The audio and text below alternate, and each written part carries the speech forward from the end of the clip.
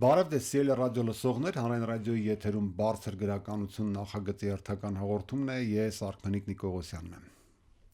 Հովիկ Աֆյանի հերթական վեպն է լույս տեսել, եւ սա գուցե շատերի համար զարմացնող առիթ է, որ ինչպես այս հեղինակը կարողանում միջին հաշվով տարեկան մեկ գիրք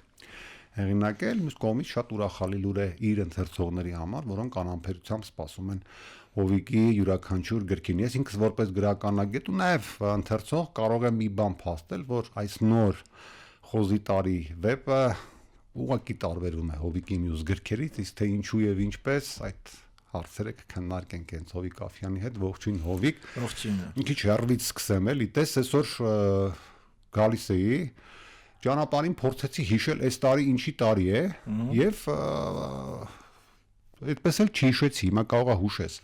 Իհարկե կարող էի Google-ել իմանալ եւ այլն, բայց զուգահեռ հիշեցի, որ տարիներ առաջ մենք Google-ելու կարիք չունեինք, այդ խոզի տարի, չգիտեմ, ագրավի տարի, եսի ինչի տարի այդ գաղափարները ընդհանրապես չինական հորոսկոպները այնքան են նստված տվել մեր մեջ, որ մենք նույնիսկ գիտեինք այսօր, չգիտեմ, որ տարվա, որ ամսի, որ օրն է, հա, անուններով։ Հիմա դու յուրօրինակ վերադարձ ես կատարել, հա, այդ չինական հորոսկոպին, վեպը վերնագրելով խոզի տարի, բայց հենց քո վեպից մեկնարկելով ես հասկացա, որ այդուհանդերձ մենք իզուր մոռացել ենք այդ չինական հորոսկոպը։ Ինչու՞։ Որովհետև երբ որ համադրում ենք այն թվականները, հա, որոնք խոզի տարի են, եւ այդ թվականներով 12 տարին մեկ, հա, 1983 թվական, 1995 թվական, 2007 թվական, հետո 2010 թվական, մենք հանկարծ տեսնում ենք գոնե մեր երկրի համար, եթե հաշվի առնենք, որ մի խորհրդային փուլ ունենք այդ արանքում, հետո անկախության շրջանը, դրանք շատ էական, շատ կարևոր,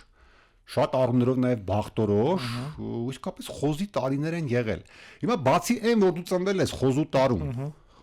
խոզի տարը, ի՞նչն է քեզ դրթել հենց այդ երևույթի վրա սևեռվել։ Ես էլ հերվից գամ։ Ինքիդ շատ հերվից գամ։ Իմ հերվից գալը մի շատ այսպես հետաքրքիր պատմություն է, որ ես երևի 2 տարի առաջ, եթե ոչ 3 նայում եմ հարցազրույց եմ նայում մեր ժամանակակից գրողներից Նորայրը Սարգսյան։ Այո։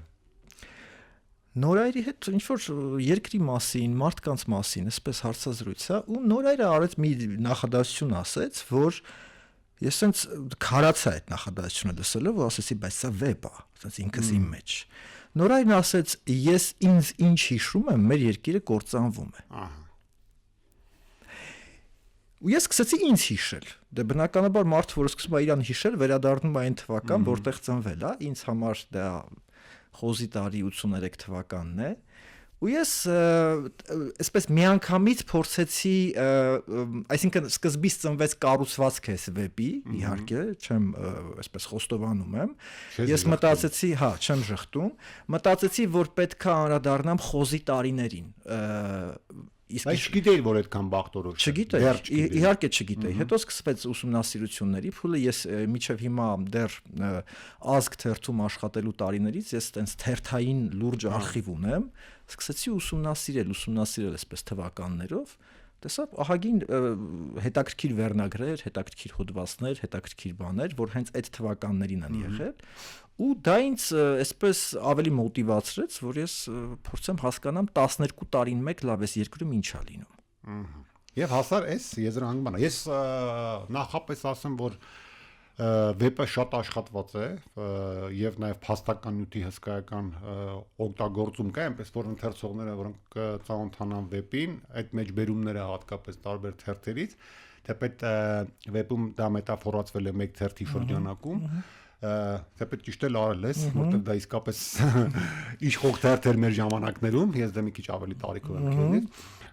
Եվ այդ մեջբերումներին հենց այնպես չվերաբերվեն, դրանք իրական փաստական մեջբերումներ են։ Ինձ այդ մեջբերումների համադրության մեջով մի հետաքրքիր բան ի վերջո զարմացրեց։ Սյուժեին դեռ կգանք վեպի, որը նույնպես շատ հետաքրքիր է, երբ որ գալիս ես վերջին խոզի տարուն, հա, այս վեպի շրջանակում գոնե վերջին խոզի տարուն, դու ըստ ամենայնի հանգում ես որոշ եզրակացությունների, ենթատեքստում նաև շատ քաղաքական ինչ որ նաև ուտոպիկ տարեր կան, հա, քո վեպի վերջաբանի մեջ, այնուամենայնիվ ուսումնասիրելով ըստ քեզ այն ինչ որ կատարվում է այսօր, ըստ ամենայնի դրա հիմքը դրվել է 1983 թվականին։ Չգիտեմ, անկեղծ չգիտեմ, բայց գիտեմ, որ երբ էլ որ դրվել է այս ամեն ինչի հիմքը, դա հաստատ խոզի տարի պետք է որ եղածել։ Հիմա տես ես ինչով ես արծ տալի, հիմա չթաքցնենք այդ քաղաքական որոշակի դիսկուրսը, հիմա գիտես շատ ընտրություն սա բերեց իշխանության, նա բերեց, այդ շրջանակները նաև կռան անում հիմա թե ով է բերել, բայց որ քո վեպը կարդան կտեսնեմ որ իրականում Գարբաչովն է բերել։ Կամ մենք, որովհետև չէ, իրականում որ այն ինչ որ մեզ հետ կատարվում է այսօր, ինքը հիմքեր ունի դեռ սովետական ժամանակներից, դա ինձ թվում է գործ ունենք քո վեպի էությունը նրա մասին է, որ մենք գործ ունենք համակարգերի հետ եւ ոչ թե անհատների, այնուամենայնիվ թեպետ անհատները թվում է թե առերևույթ կատարում են վճռորոշ դեր։ Հա, բայց անհատները ընդհանրապես հայտնվում են ինչ-որ ժամանակում, ինչ-որ տեղում, իսկ այդ ժամանակն ու տեղը որոշում են համակարգերը, էլի։ Գոնե աշխարհի պատմությունը ինձ դա է հուշում։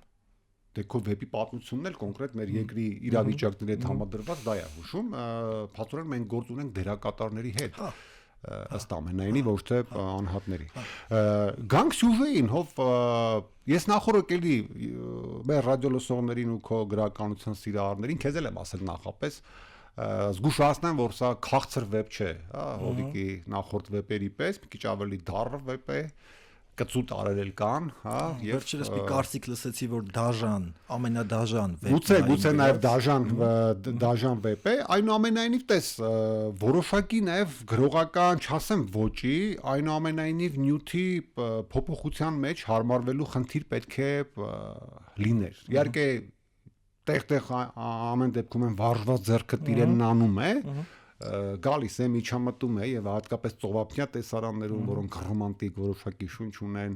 այն դառնությունները փոքրինչ գեղեցկությամբ քողարկելու կտորներում, հա, կարմիր շորերի դրվագներ եւ այլն, դե կարմիրը չի դավաճանում։ Այդուհանդերձ այս նյութը քեզ ոնց հանձնվեց եւ ինչու այս տեսակ սյուժե այնուամենայնիվ։ Ես մտածում եմ, որ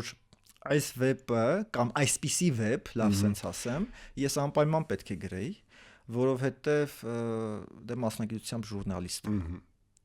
Այսինքն այդ հարցը, որ ինձ շատ են տվել, ես ինքս եմ ինձ շատ տալիս, լավ, իմ մասնագիտությունը ինչ որ օգնում է ինձ, խանգարում է ինձ ընդհանրապես։ Մենք դրա մասին քո առաջի գրքարում եւ այս գրքում փորձը, այ քո ասած այդ ոճի գնալ գալը, ինչ որ տեղ-տեղ վերադառնալ, տեղ-տեղ գնալը, այս ոճի, այս գրքի մեջ ես փորձել եմ ընդամենը լինել եւ ժուրնալիստ, եւ գրող։ Թե դա ինչքանով է հաջողվել, չգիտեմ, բայց ես մտածում եմ, որ ես այսպիսի բան պետքա գրեի։ Ես սա համարում եմ ինչ որ առումով վավերագրություն,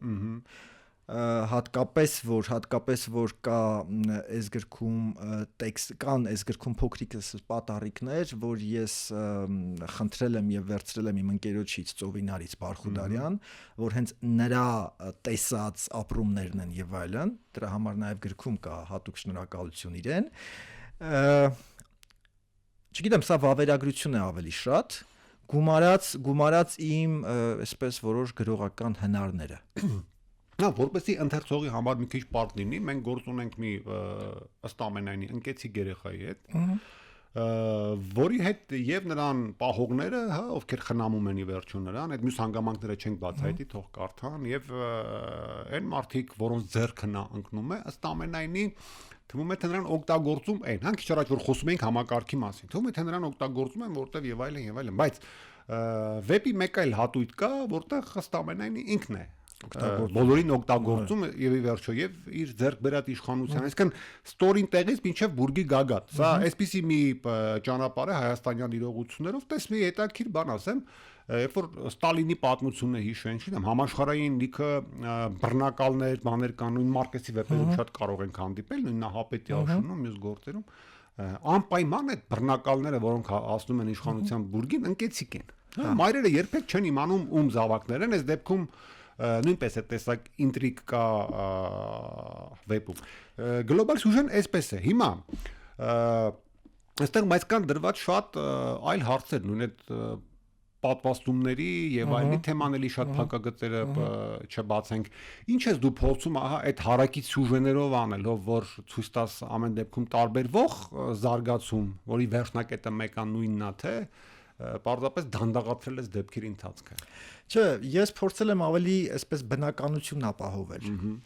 որովհետև չի կարող մարդը ասենց կատարյալ չարը լինել, էլի։ Ինքը անպայման պետք է ինչ-որ ռոմանտիկ զեղումներ էլ ունենա, ինչ-որ լավ բաներ էլ ունենա եւ այլն եւ այլն։ Ընդհանրապես բնականության ապահովման համար, բայց ինչ վերաբերում է այս բռնակալներ, ընկեցիկ երեխա եւ այլն դրան, ես դա էլ եմ բնական համարում, որովհետեւ եթե գրականության մեջ պետք է ստեղծես բռնակալի կերպար, ինքը անպայման պետք է լինի ընկեցիկ, որպեսզի ինքը համարվի կամ գոնե ընկալվի, ավելի ճիշտ, ընկալվի բոլորիս ծնունդ։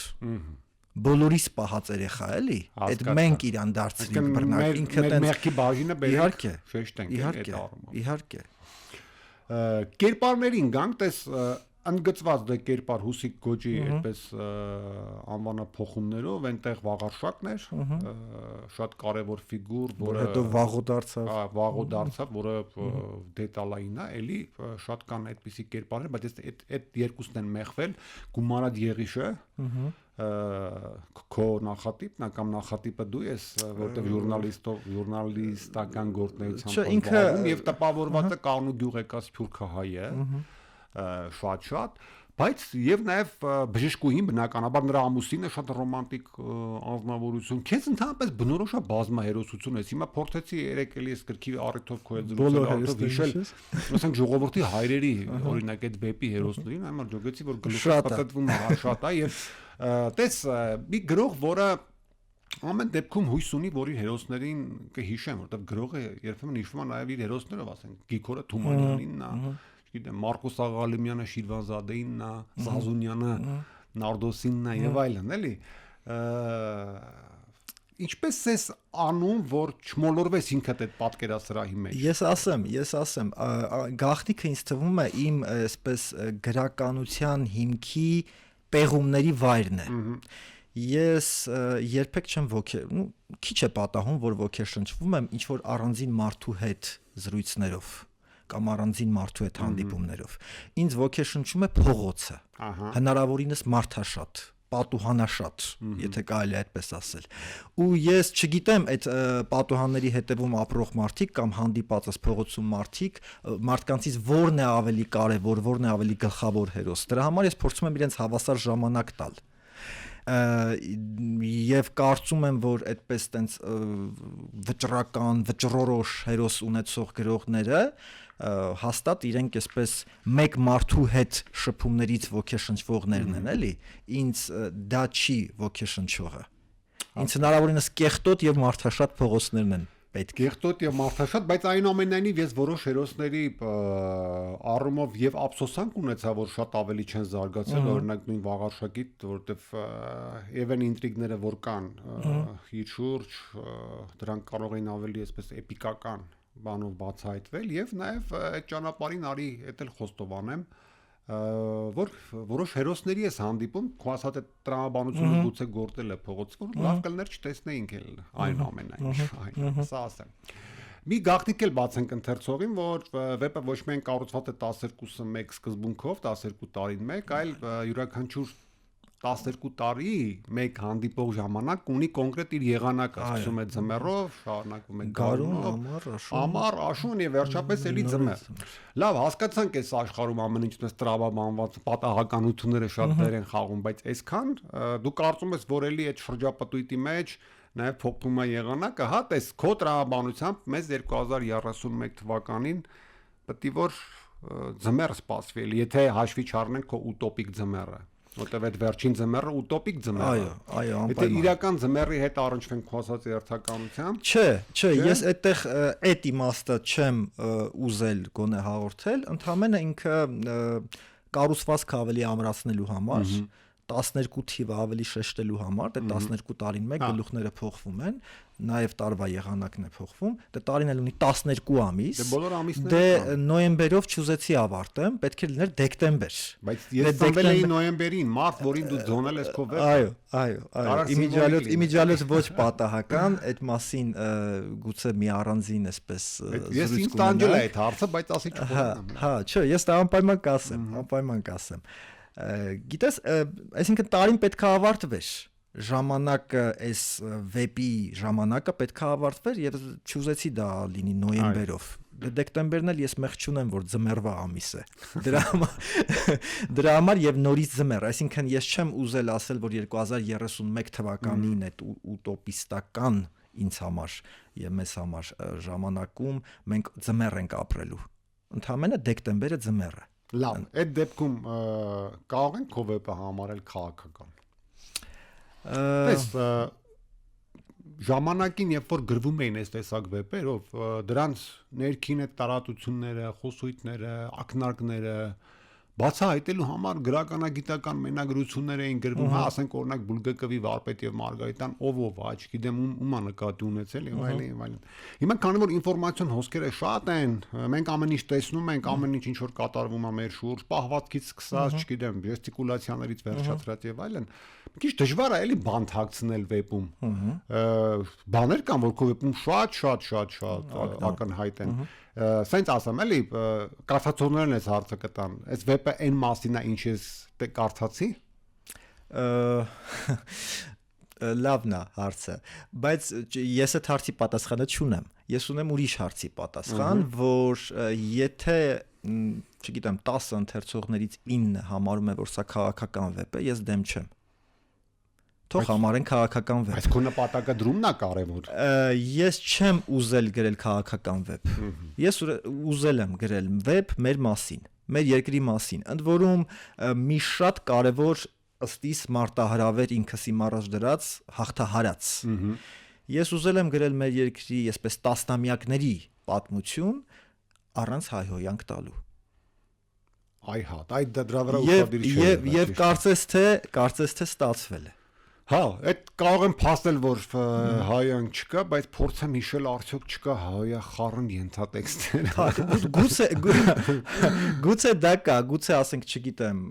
հերոսներից մեկը ասում է քո հայրը։ Հա։ Գուցե դա համարվում է հայհոյանք, ես հայհոյանք նկատում եմ քաֆուր։ Հա, այն կոնկրետ չէ,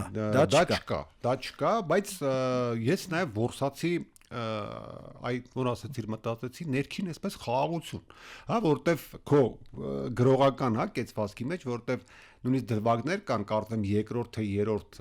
խոզի տարվա, կարծեմ երկրորդ այն անկախության շրջանի առաջի գազի հետ կապված, Գազպրոմների, բաների հետ կապված, շատ խաղաղ է պատմում այդ ամեն ինչը որպես այսպես սովորական իրողություն, թեպետ հետո ցույց է տալիս քո վեպում, որ դրա մեջ էր ամբողջ, հա։ Եվ հա, այդտեղ հիշեցի մի տպավորիչ կերպար կա պատգամավոր դարձող անունն եմ մոռացել, Ռուսաստան։ Ակնարկները մյուս ընթերցողները կտեսնեն։ Հով ես ուզում եմ նաև քեզ ասել եմ, մեր ընթերցողներն էլ ասել, հատկապես քո գրականության սիրահարներին, որ բացի քաղցրության պակասի, այս վեպը նաև ընթերցվելու առումով դիմադրություններ կառաջացնի։ Տես, արդեն որպես ճանաչված, սիրված գրող, բարդ, որի գրքերին սպասում են, այդ հարցը քեզ չես տվել, բա հանկարծ չվանեմ էլի այդ ընթերցողներին։ Այդ հարցը առաջին անգամությունների չհանդիպեն էլի, որ ասում յանտան։ Առաջին անգամ ինքս ինձ տվեցի վերնագիր ընտրելիս։ Մտածեցի, եթե ասեմ խոզի տարի, գուցե մարդիկ ասեն, էս հորոսկոպա գրել կամ ինչի խոզի տարի։ Բայց հետո մտածեցի նախ վերնագրի հետ կապված մտածեցի, այս վեպը չի կարող այլ վերնագիր ունենալ, որովհետև իր կառուցվածքը ի սկզբանե եղել է, այդպես է մտածվել, ուրեմն պետքա լինի խոզի տարի, ու երբ այդ համարձակությունը եկավ վերնագրիրը չփոխելու, արդեն քո ասած հարցին էլ պատասխանը եկավ։ Այսինքն ես էլ չմտածեցի, ես իհարկե գիտեմ, նույնիսկ գիտեմ, թե որ հատվածներն են դժվար կարդացվելու, բայց ես դա չասեմ դիտավորյալ եմ արել, բայց այդքան էլ ընթերցողների մասին չմտածելով եմ արել։ այլ արել եմ, որովհետև իմ կարծիքով դա պետք էր։ Դա պետք էր ավելի ամուր եւ ավելի բնական ընթացք տալու համար։ Լավ, արի դա ամփոփենք մի կար ձևակերպման համար, փաստենք, որ խոզի տարի վեպում մի փոքր այլ Հովիկ Աֆյան եք տեսնելու սիրելի